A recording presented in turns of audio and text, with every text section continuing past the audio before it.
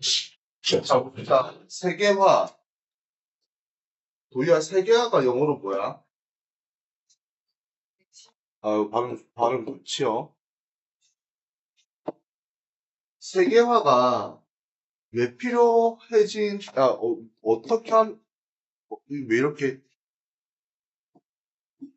세계화가 어떻게 하면서 등장을 하게 됐지? 음. 자, 세계화는 교통통신의 발달이란 말이 반드시 들어가야 돼. 왜? 교통통, 교통통신의 발달로서 뭐가 이루어졌기 때문에 나머지 모든 게 너무 광범위한 말 아닌가? 교통통신이 발달해서 시공간적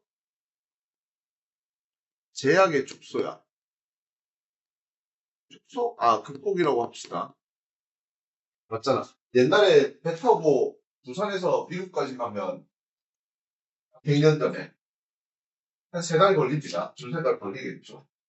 그러니까 우리가 미국에 있는 존이라고 하는 친구에게 잘 지내고 있어라는 말을 전하고 나는 잘 지내고 있어. 하와이유 뭐 아인파인 땡큐 하여튼 뭐 이런 거 왔다 갔다 최소 4개월에서 6개월 걸립니다. 근데 지금은 인터넷이 되면 한 1초? 그죠? 뭐. 그러니 어떻게 변화가 되냐면 시공간적 제약을 극복하니까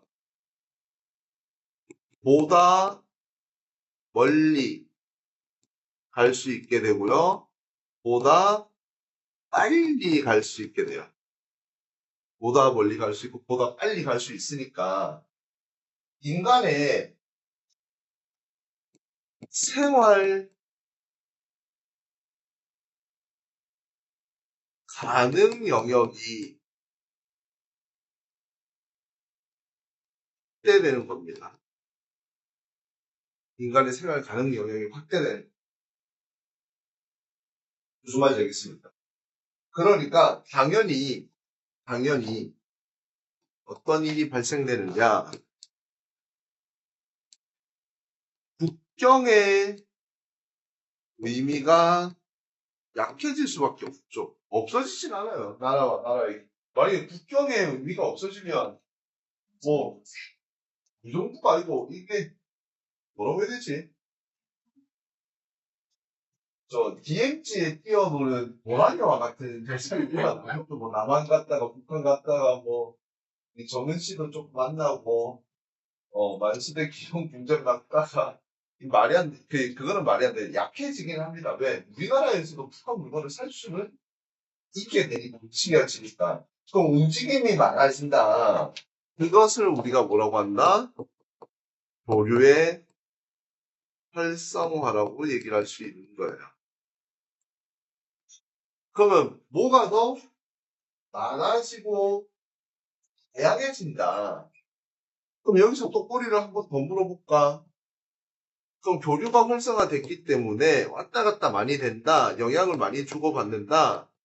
다른 말로 상호 의존성의 강화가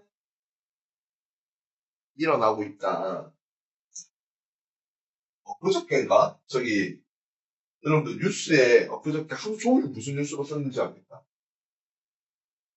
중국의 뭐 전승절 기념 열병식에 시진핑 옆에 김정은과 푸틴이 나란히 앉았다라고 하는 그 내용의 열병식 모습이 하루 종일 온라인에서 그리고 뉴스에 보도가 됐었거든요. 왜냐? 거기에 뭔가 의미가 있기 때문에 그렇지 않겠습니까? 그죠? 그럼 동아시아에서 그럼 어떻게 보면 지구상 유일한 분단국가인 남한과 북한의 이러한 대립은 우리끼리의 문제일 수도 있잖아. 그치? 근데 중국, 북한, 러시아, 뭐 옛날에 소련이었겠지만 이 세 나라의 정상이 한 군데에 모여 있는 게 66년 만이라고 합니다. 66년 만에. 그러면서 뉴스 브리핑 같은 데서 밑에 어떤 의미를 부여하냐면 미국을 견제하는 반서방 세력의 중심으로 중국이 떠올랐다라는 말을. 그러면 미국을 반대하는 세력들이 힘을 모았다라는 말이 되겠죠. 그만큼 자신들의 상호 의존성을 통해서 자신들의 힘을 과시하는 걸 수도 있겠죠. 이런 게 세계합니다. 그러니까 국제사회의 상호 의존성이 더욱더 커지고 우리 반대 세력에 대한 이야기 때문에 우리나라가 변화할 수도 있다 이 말이겠지. 이해됐나? 자, 그러면서 이거 쌤은 방금 전에 이제 정치적 얘기를 했으니까 조금 무겁게 보일 수도 있는데 상호 의존성이 강해진다, 교류가 활성화된다. 그러면 문화적, 사회적 가치를 공유하는 일이 더욱더 많아지겠죠. 사람들의 생각이 비슷해지겠죠. 맞습니까? 맞습니까? 그래서 이란에서 히잡 혁명이 일어나고 이슬람에서 여성들이 여성의 처우를 개선해달라고 하는 여성 운동도 일어나고 이렇게 다른 데서 영향을 받을까? 왜 우리 이슬람은 그렇게 해? 막 이런 말이 될 수도 있겠죠. 지금 쌤이 얘기해준 여러 가지 말들이 주해통일 공소의 주제로 들어갈 수 있는 것들입니다. 그렇죠. 자, 그러면서 세계화는 결론 얘기하겠습니다. 세계화는 뭐냐? 국경의 의미가 약해졌죠. 교류가 활성화돼서 상호 의존성이 강해졌으니까 가치를 공유해지게 되었다고 합니다. 맞죠? 그러면 세계화는 뭐냐면 키워드가 통합이라는 키워드. 세계가 하나의 공동체로 통합되는 것을 얘기합니다. 그래서 쌤은 세계화를 하나의 단어로 표현한다라고 했을 때 지구촌이라는 말을 쓰는 게 가장 합리적이다, 합당하다라고 생각합니다. 지구가 하나의 마을처럼, 하나의 공동생활 영역처럼 이렇게 합쳐지는 것을 세계화라고 얘기할 수가 있다라고 하는 것입니다. 알겠습니까? 자, 그러면 세계화는 통합이고 지구촌이니까 같은 이겠죠. 뭐라고? 같음이 되겠죠. 정신 차리라고. 살살 약간 혼수 상태에 빠지시는 것 같은데. 근데 너무 다 같아 보이면 어떨까? 재미가 없지?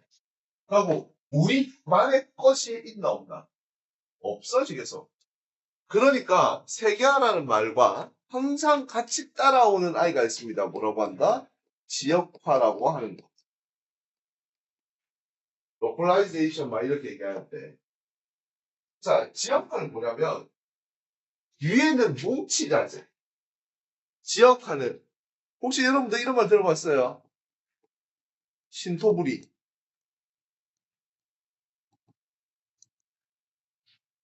이런 걸 들어본 적 없어요? 우리 것이 좋은 것이요? 막 이런 거. 이게 지역화. 예? 야, 세번 운동을 잘 사라고 세 이거 아닙니까? 우리의 것이 좋은 것이요.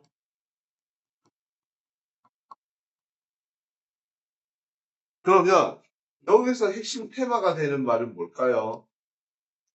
우리 것입니다. 우리 것. 우리 것.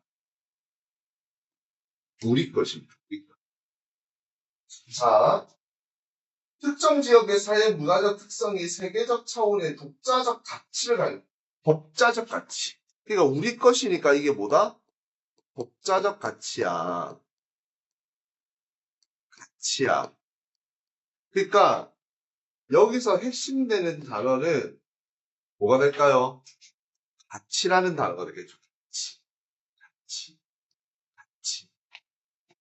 이 가치가 사회 문화적 가치를 얘기할 수도 있고 또 뭐도 얘기할 수 있겠습니까?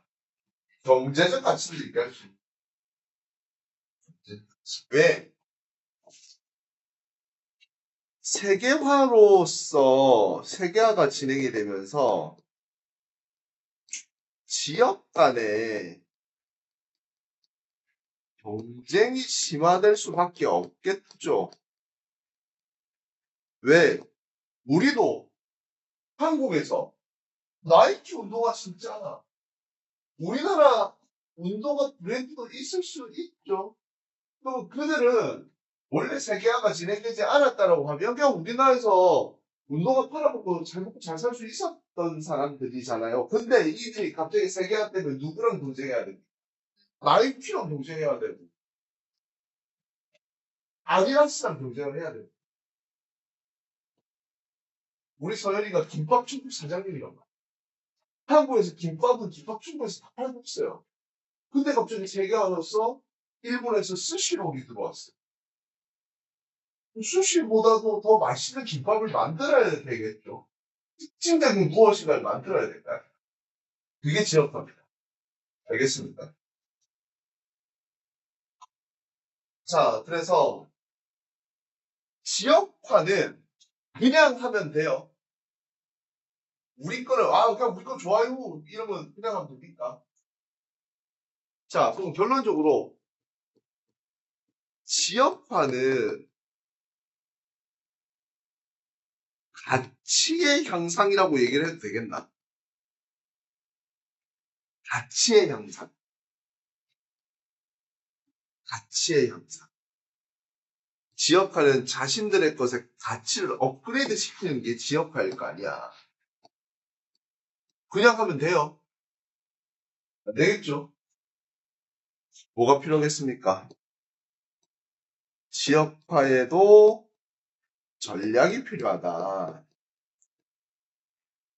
전략이 필요하다. 그럼 어떤 게 있을까요? 지리적 표시제. 지리적 표시제. 자, 지리적 표시제, 장소 마케팅, 그 다음에 또 지역 브랜드 이런 것들이 있습니다. 맞죠? 지리적 표시제 어떤 거예요? 야, 여러 가지 예를 드는 친구들 많이 봤는데 임실 치즈는 처음 들어봤어. 학교 선생님께서 제일 많이 하는 게 우리 보성 녹차죠. 보성 녹차. 녹차. 횡성 한우. 우리 그 민사고 친구들이 그렇게 많이 먹는다는 횡성 한우. 그러니까 왠지 모르게 같은 종목이지만 횡성 한우라고 하면 뭔가 더 A가 한 글자 더 붙어 있을 것 같고 맞물리기 좋을 것, 소화가 잘 될 것, 잘 될 것 같고 그런 느낌을 주는 거. 믿음을 주는 거죠. 믿음을. 어차피 먹으면 다 응가 돼서 나오는데 그렇답니다. 그럼 가격을 조금 더 높이 불러도 구매자는 믿고 구매를 하는 거겠죠. 그죠? 장수 마케팅은 랜드마크 가지고 얘기를 하면 돼. 랜드마크. 부산의 랜드마크. 신세계. 예? 신세계라고? 아니, 그거는 좀 너무한 거 아닙니까? 혹시 용진이 형한테 전화 받았어요? 세계 최대 백화점. 누나가 신세계가 제일 커? 이러면 나는 몰라요. 우리나라가 아니라 세계 기네스북에 등재된 어디가? 신세계 백화점. 해운대 센텀 쪽에? 네. 아, 진짜? 근데 기네스북에 등재됐는데? 타임. 그러면 쌤 지금 방금 이래 얘기했는데 내가 몰랐어. 그게 마케팅이 안 된 거야. 마케팅이 안 된 거잖아. 그죠? 용진이 형한테 전화해서 얘기해줘야 돼. 이쪽 하시라고. 또, 부산에 랜드마크. 어? 그치, 광안대교. 광안대교. 그 뭐, 불꽃축제, 뭐, 이런 식으로 해가지고 하나의 패키지 상품을 만들어냈잖아. 그 다음, 우리 에이펙, 정상회담 했던, 뭐, 동백섬의 누리마블이라든지, 뭐, 해운대 해수욕장이라든지. 그럼 조금, 우리나라 랜드마크 좀, 빠가 약하죠? 뉴욕에 가면 여기, 빵빠레 아이스크림 들고 계신 분 한 분 진짜 있어요. 그 마케팅이 너무 잘 됐어. 그러니까, 자유의 여신상. 보면 진짜 번쩍. 가본 분 별거 없어요. 정은지요, 에펠탑, 뭐, 런던의 빅벤이라든지, 뭐, 베를린의 무슨 뭐, 프란데스 후페블이라든지, 뭐, 로마 하면 코로세움 이런 거, 그렇죠? 쉽게 얘기하면, 모두의 만물에 나오는 랜드마크 건설을 했습니다. 아, 근데 그게 그 나라를 대표로 하고 하나의 상품이 돼. 에펠탑도 하나의 상품이 있잖아. 에펠탑 관광상. 부산에도 그런 타워가 있어요. 부산 타워라고 있어요. 잘 안 나. 이 마케팅이 아주 덜 됐다, 이거. 그러니까, 용두성원에는 부산 타워. 용두상공원에 부산 타워 있어. 그렇죠. 용두상공원에서 쿠키랑 퍼프도 주면. 그건 뭔 소리죠?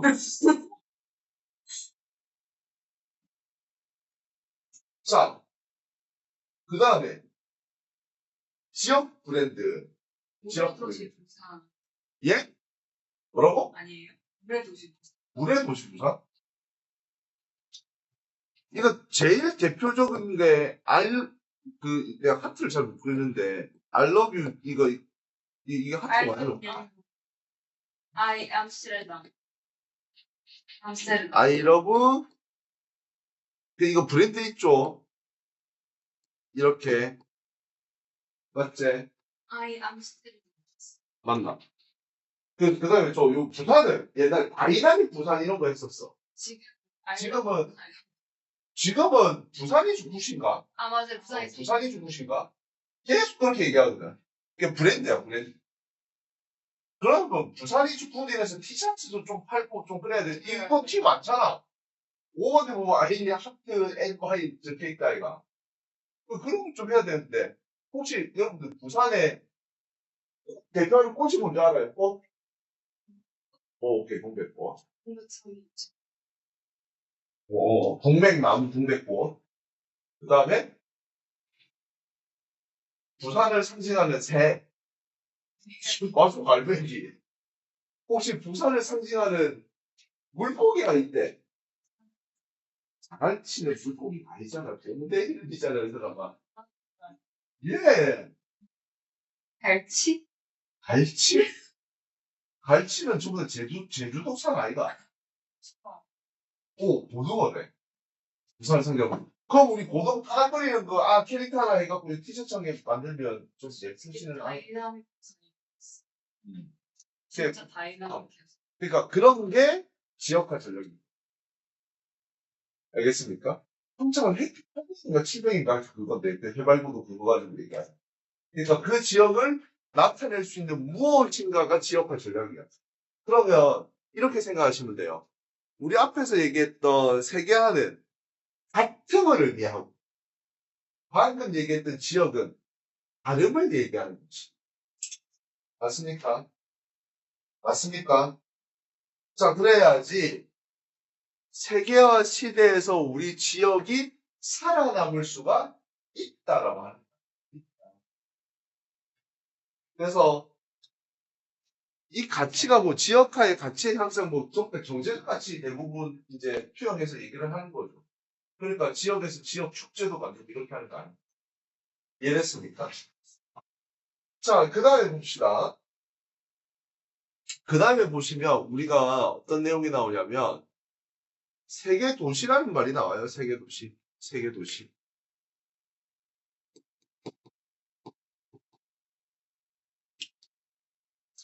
자, 세계 도시는 가장 쉽게 설명하면 세계에서 잘 나가는 도시야. 세계에서 잘 나가는 도시. 세계에서 잘 나가는 도시. 다른 말로 여러분들 세계도시라고 하면 세계적으로 인구가 많은 도시 이렇게 생각하는 친구들도 계신데 그러면 틀립니다. 자, 세계지리 수능 강에 있는 내용을 조금 같이 볼 거예요. 자, 뭐라고 돼 있냐면 세계화 시대 국가의 경계를 넘어 세계도시는 무엇다? 세계적인 중심지 역할을 수행하는 대도시다. 중심지 역할이라고 합니다. 무슨 역할? 중심지 역할. 그러면 그 나라의 중심지가 아니고 어떻게 보면 그 지역, 그 권역의 중심지의 역할을 해야 되겠죠. 맞습니까? 자, 그러면 중심지니까 세계의 경제 활동을 조절하고 통제할 수 있는 중심지. 자, 중심지니까 사람이 많이 모여 안 모여? 중심지니까 사람이 많이 모여 안 모여? 당연히 모이겠죠. 그러면 중심지니까 사람이 모이니까 뭐가 좋아? 교통과 통신의 집중도가 좋아. 그러면 이거를 우리가 뭘로 나타낼 수 있냐면요. 국제 여객기 가지고 얘기할 수 있어. 왜? 세계적인 중심지니까 외국에서 들어오는 사람들이 많이 와야 될 거 아니야. 그 주변에. 그러니까 국제선 여객기가 얼마나 많은 항로에 취약하고 있는지 그리고 국제선 여객기가 얼마나 많이 이 도시에 들어오고 나가고 하는지 빈도수를 보는 작업을 해야 됩니다. 알겠습니까? 교통과 통신의 핵심적인 직결. 그러면 사람들이 많이 모이니까 어떻게 되냐면 자본의 직결지가 돼. 뭐라고? 자본의 직결지. 다른 말로 바꾸면 경제적 중심지의 역할을 한다. 이렇게 얘기할 수 있습니다. 그러니까 우리가 뉴스 같은 거 볼 때 미국 다우 지수가 어떻게 됐, 뉴욕의 다우 지수가 어떻게 됐느니 뭐 일본 증시가 어떻게 됐느니 막 그런 말 하잖아. 그럼 걔네들이 큰 영향을 미친다라고 얘기를 하겠죠. 알겠습니까? 자, 그렇게 해서 이러한 중심지의 역할을 하는 건데 그러면 봐봐요. 네? 다 따로 있는 게 아니라고요. 당연히 도심 따로 있죠. 근데 그게 교통통신의 발달로 제가 좀 전에 앞에서 얘기했잖아. 국제선 비행기가 왔다 갔다 많이 한다고. 어. 아, 경제적 중심지와 문화적 중심지가 따로 있는 거 아니냐. 근데 정치적 중심지에 사람이 많이 모이니까 문화적 중심지의 역할도 같이 따라오게 되는 툭 붙어버리는 거. 사람들이 많이 모이니까. 원래 도시라는 개념이 어떤 거예요? 교통통신의 발달로 사람들이 모여 있는 곳을 뭐라고 한다? 도시라고 얘기를 하는 거잖아. 그지? 자, 그러니까 세계화, 교통통신의 발달에 따른 세계화, 각국의 경제 개방 및 국가 간의 자유무역 확대. 자유무역이 확대되니까 사람이 왔다 갔다 하는 거 플러스 물자가 많이 왔다 갔다 할 수가 있다라는 말이 되겠지. 그리고 다국적 기업이라는 말이 나올 거고요. 그 다음에 자본금융의 국제화입니다. 이게 무슨 말입니까? 내가 버는 돈을 우리나라 내부에서만 버는 게 아니고 다른 나라를 통해서도 벌 수가 있게 되었다. 쉽게 벌 수가 있다. 미국 주식을 우리가 한국에 앉아서 살 수도 있잖아요. 그죠? 자, 그래서 아까 우리 규원이가 물어본 것처럼 선생님 문화적 중심주의 기능도 하지 않아요? 라고 얘기를 했는데 아주 좋은 질문이었습니다. 그 질문의 답이 여기 있습니다요. 세계도시 선정 기준은 경제, 정치, 문화, 기반 시설의 수준을 고려해서 한다. 이게 경제만 가지고 보지는 않는다. 경제만. 그러니까 경제적인 측면은 다국적 기업의 본사, 금융기관, 법률회사. 정치는 국제회의, 국제기구. 그러니까 우리가 예전에 부산에서 에이펙 정상회담을 한 것 자체가 부산이 국제적인 도시로 성장할 수 있는 기반을 마련했다라고 평가할 수 있는 거라서 아주 큰 행사였던 겁니다. 문화적 측면 보면 문화예술기관, 영향력 있는 대중매체, 스포츠 경기 시설, 예를 들어서 뭐 미국에 보면 양키즈 스타디움 이런 거, MLB 경기 되게 유명하고 역사가 깊은 구단 이런 식으로 돼 있죠. 그죠? 자, 쌤이 아까 얘기했던 거 국제공항 반드시 있어야 되고요. 첨단 정보 통신 시설, 각종 편의 시설 있어야 되는데, 자, 지금 우리가 경제적 중심지라는 말을 했어. 사람들이 많이 모이니까 당연히 경제적으로 중심지 역할을 하겠죠. 그죠? 맞습니까? 맞습니까? 그러니, 생산자 서비스업의 발달이란 말 반드시 해야 돼. 우리가 쉽게 생각하는 서비스업은 우리가 쓰는 서비스업 생각하잖아. 맞지? 그걸 뭐라고 하냐면 소비자 서비스업이라고. 뭐, 숙박, 관광, 레저, 아니면 우리가 어디 가서 뭐 식당에서 뭘 먹는다는데 그것도 전부 서비스업이라고 하는데 생산자 서비스업은 뭐냐면요. 생산자가 사용하는 서비스업이야. 즉, 회사가, 누가 쓰는 거라고? 그렇지. 회사가, 원래는 기업이라고 해야 되는데, 여러분들 쉽게 알아들으라고. 기업, 회사라고 했습니다. 그럼 어떤 것이 있을까요? 생산자 서비스업. 대표적으로 예시. 네?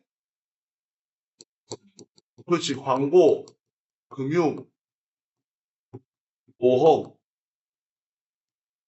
등등등등. 이런 것들이 있습니다. 이런 것들.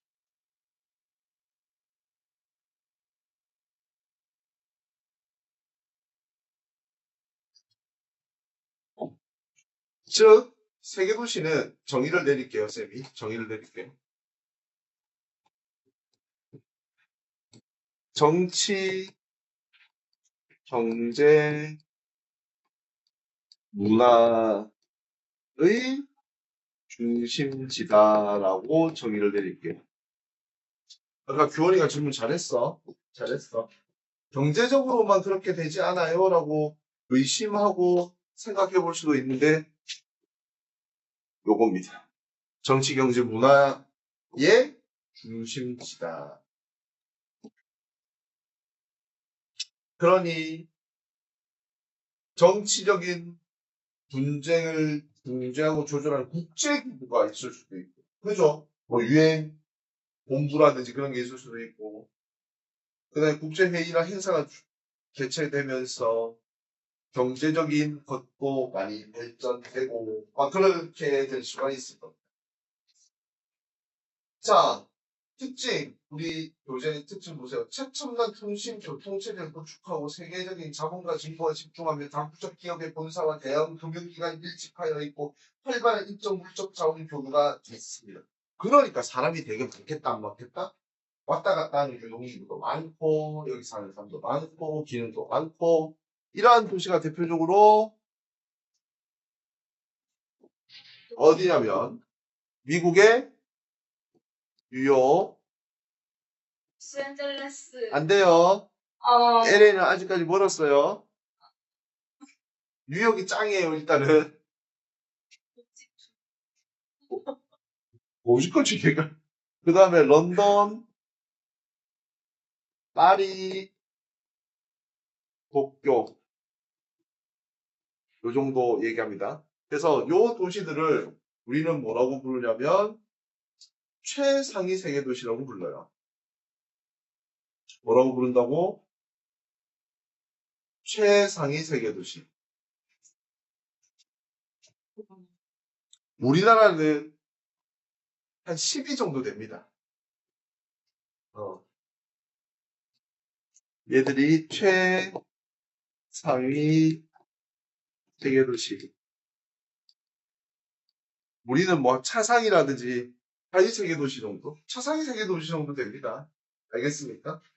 분류하기에 따라서 조금씩 달라요. 알겠죠? 자, 그러면 여기에서 우리가 다국적 기업 얘기를 좀 해야 되는데, 다국적 기업 이야기는 여러분들 중학교 때 아마 시험 칠 때 잘 배웠을 겁니다. 다국적 기업.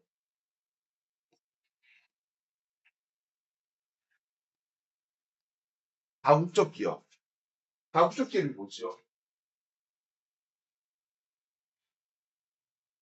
네? 왜 대답이 없지?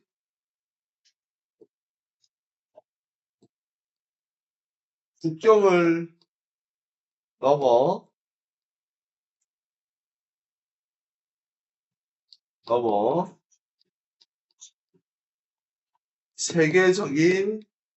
세계적으로 상품을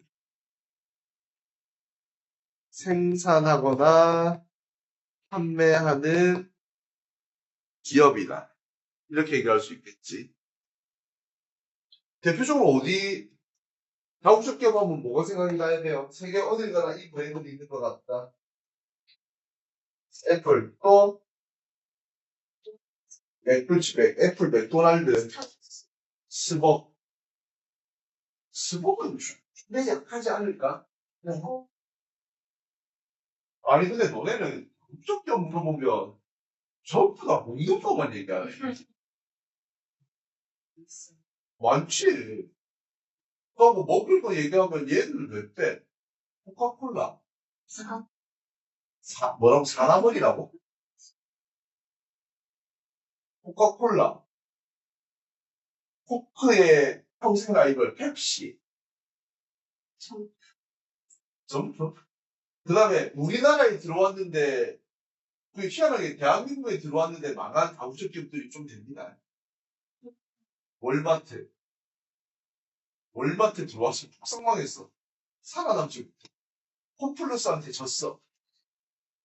홈플러스하고 코스트코도 외국 거 아이가? 네. 코코. 그 코코를 이기기 위해서 이마트 트레이더스 막 이런 거 만들고 그러잖아. 코코도 그렇게 성공적이지는 않다고 하더라고, 사업이. 그 다음에 여러분들 의료 브랜드 웬만하면 좀 다국적 기업 아이가? 나이키, 아디다스, 퓨마 이런 다 외국이잖아. 그래요? 좀 힘든 친구들이 구찌라고 하면 좀 그렇지 않을까?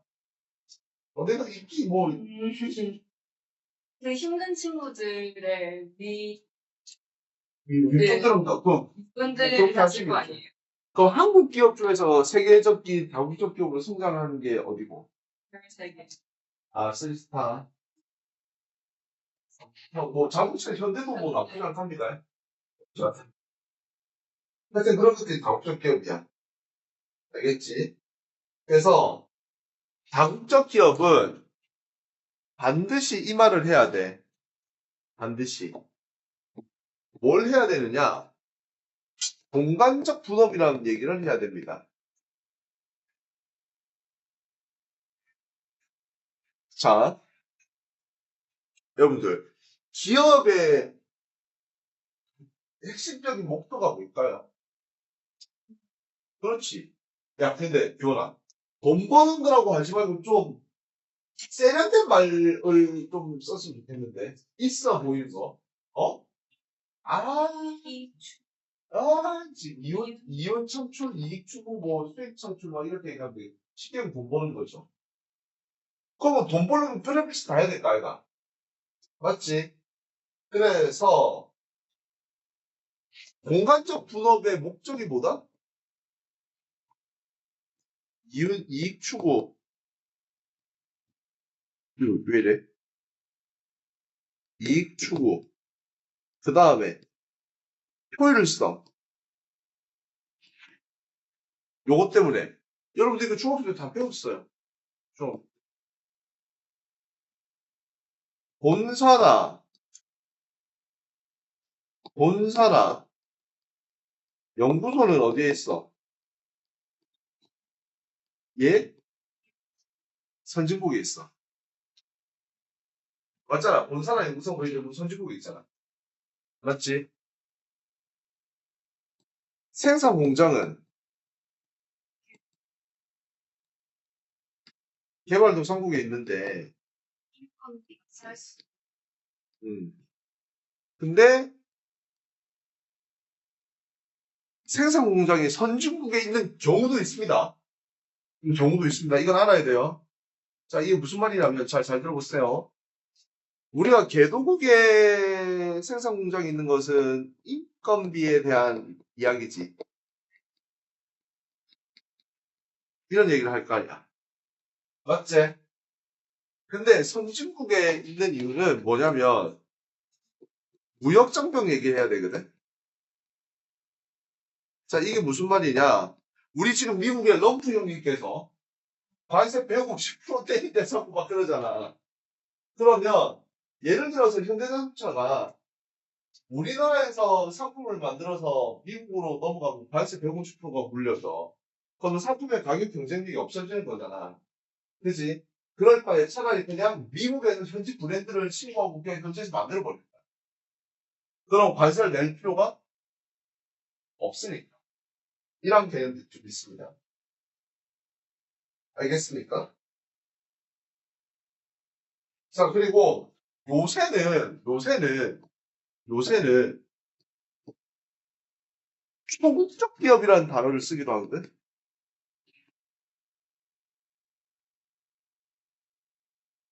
그러니까 우리가 뭐 그런 거 있잖아. 뭐 벤츠는 독일의 브랜드 막 이런 거 있잖아. 근데 본사도 이상하. 본사도. 그러고요. 어. 그러니까 본사와 본사의 핵심 부서가 다른 나라로 이전하는 모습을 보여주는 총적 기업도 등장하고 있습니다.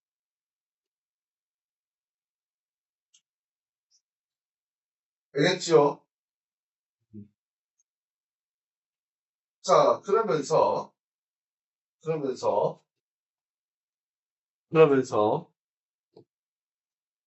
우리 이 문화들이 대개적으로 퍼지나 안 퍼지나? 퍼지겠죠.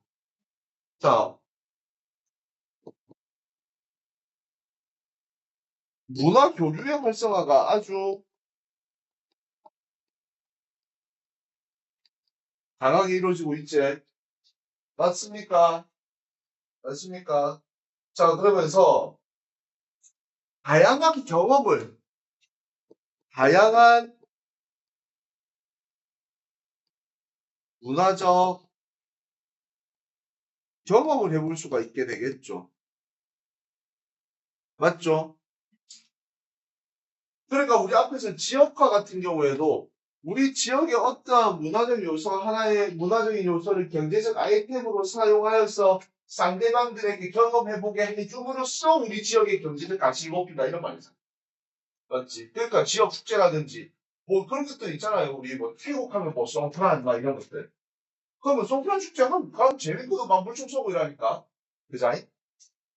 자, 여기에 이렇게 되다가 보니까 사람들의 생각이 아까 문화가 비슷해진다. 세계화는 하나된 통합 막 이런 말 했었잖아. 그치? 그러면서 뭐가 되냐면 보편적 가치가 확산돼.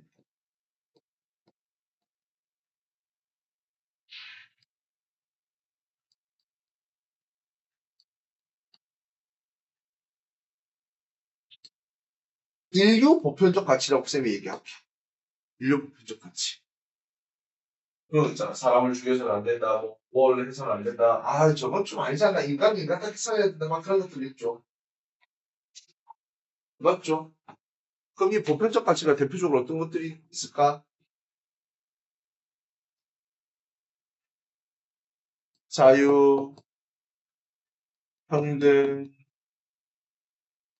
뭐 인권, 막 이런 것들. 그러니까 우리가 이런 보편적 가치가 확산되니까 다른 뭐 특정 국가에서 어떤 일이 일어났을 때 거기에 대해서 분노를 느낀다든지 막 그런 말도 통용될 수가 있겠죠. 그러면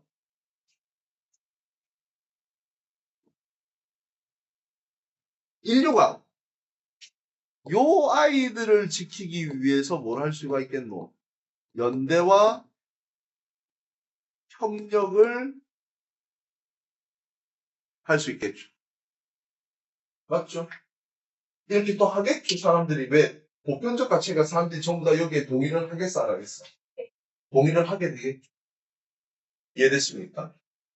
이게 우리 인권 파트에서 말하는 3세대 인권, 연대권과 연결되는 내용입니다. 이해됐습니까?